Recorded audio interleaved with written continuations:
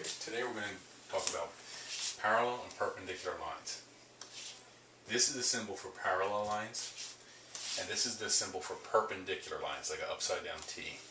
If you were to read this, this is the same thing as saying line L is parallel to line M. Line L is perpendicular to line M. So let's just deal with parallel lines for a second. If we had these lines, and I'm going to label them line L and line M. Now let's just focus only on parallel lines for a second. I couldn't assume that these are parallel unless somebody tells me they're parallel. So that's why if you see this in a problem, they'll have to start it by saying line L is parallel to line M. Usually in problems with this, you have another line, a third line that crosses it, and I'm going to label it T because that line has a special name, and it is called the transversal. Once a pair of parallel lines is cut by a transversal, you will see 8 different angles are formed. 1, 2, 3, 4, 5, 6, 7, and 8. Now, once you look at these, there are a whole bunch of different terminologies that you have to make sure that you know. One of them is alternate, interior. The other one is alternate, exterior. So let's deal with those for a second. The interior means that it's on the inside, in between the two lines. So I'm going to write this in red. Any angle that is in here is part of the interior. Because picture like these parallel lines are forming a house. Anything that's inside of them is definitely going to be interior.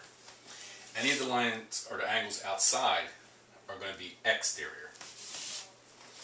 So when you talk about alternate interior, what they're really saying is that these lines form angles, and these angles on the inside are interior, but a pair of alternate angles would be, let's say, 3 and 6. Alternate, they're on different sides of the transversal. They're on different sides, so alternate means different sides, and interior means they're inside or in between the parallel lines. So 3 and 6 are alternate interior angles. If we're looking for alternate exterior, alternate still means different sides of that transversal, and exterior means outside of the parallel lines. And a pair of alternate exterior angles would be something like this. 1 and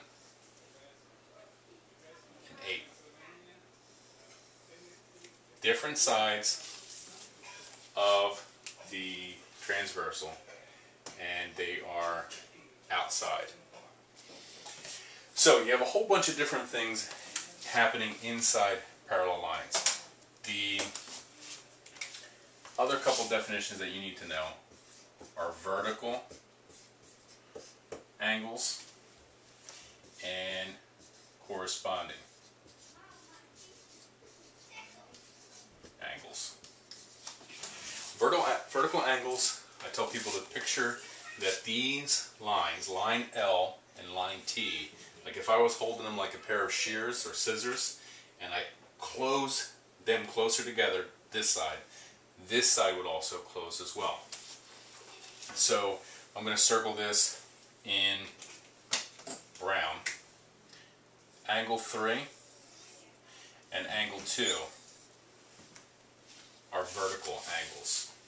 Angle 3 and angle 2 are vertical. A pair of corresponding angles. Corresponding angles means they're in the same relative spot. So now it's getting a little bit crazy in here, so let me just get some of this out so you can see what I'm doing. This angle, number 2, remember 1, 2, 3, 4, 5, 6, this would be 6. These two angles, 2 and 6, they're the same measurement, right? They're on the same side of the transversal, and they're in the same relative position. This one is above this parallel line, this one is above this parallel line.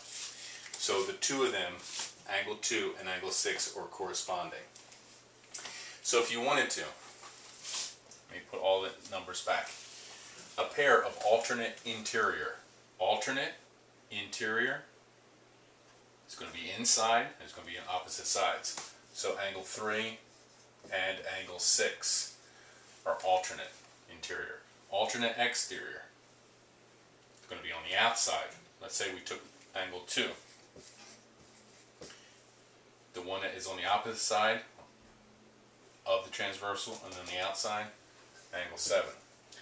Vertical angles. Let's say angle 1 and angle 4 are across from each other, like that scissors. Corresponding is, let's say, 3 and 7. Make sure you go through these and learn these cold, that you'll know them as soon as I give them to you on a quiz or anybody asks them of you, because in some problems I'll say, look at the alternate interior angles, and you need to know where they are. Or they'll say corresponding angles. They'll say angle such and such is a corresponding angle to such and such. So you need to know the terminology. Make sure you spend the time to know exactly what they're talking about.